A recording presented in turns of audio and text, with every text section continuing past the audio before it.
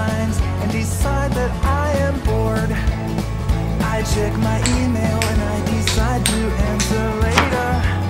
Another cup of coffee and I drag myself to work.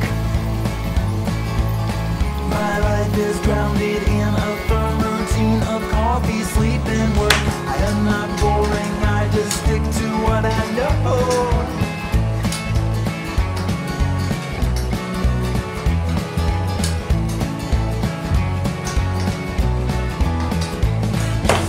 I'm sitting there at work and I realized I forgot to wake up.